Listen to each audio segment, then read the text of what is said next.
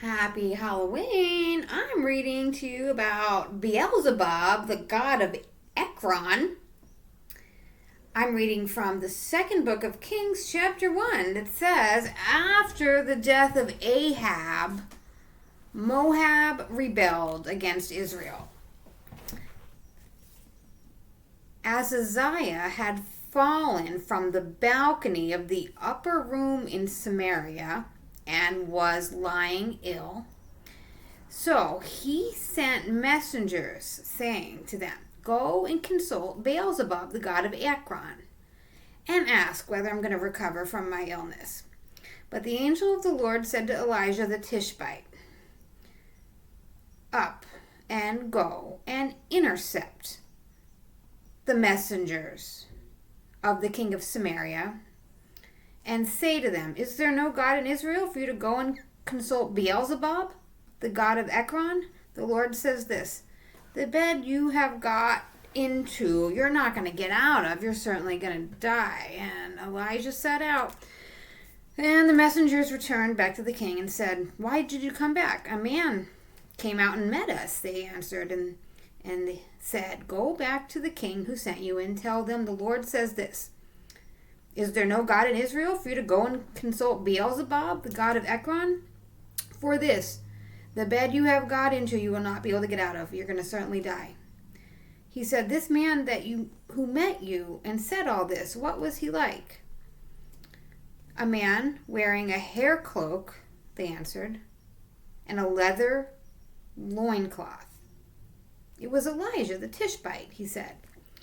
He then sent a captain of 50 soldiers with his contingent to Elijah, whom they found sitting on the top of the hill. The captain went up to him and said, "Man of God, the king says come down." And Elijah answered the captain, "If I am a man of God, let fire come down from heaven and destroy both of you and your 50 men. And fire came down from heaven and destroyed him and his 50 men. The king then sent out a second captain of 50 to him, again with 50 men. And he too went up and said, "Man of God, it's the king's order, come down here at once." And Elijah answered, "If I am a man of God, let fire come down from heaven and destroy both of you and your 50 men. And fire came down from heaven and destroyed him and his 50 men. The king sent a third captain of 50 to him with another 50 men. The third captain of 50 came up to Elijah, fell on his knees before him and pleaded with him. "Man of God," he said, "let my life and the lives of these 50 servants of yours have some value in your eyes. Fire has fallen from heaven and destroyed 2 captains of 50, but let my life have some value now in your eyes." And the angel of the Lord said to Elijah, "Go down with him. Don't be afraid of him."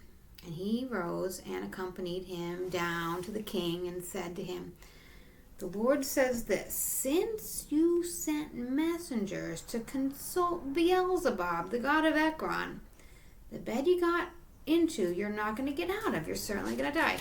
In accordance to the word of the Lord that Elijah had uttered, he died. And since he had no son, his brother Joram succeeded him. And in the 2nd year of Joram, the son of Jehoshaphat, king of Judah.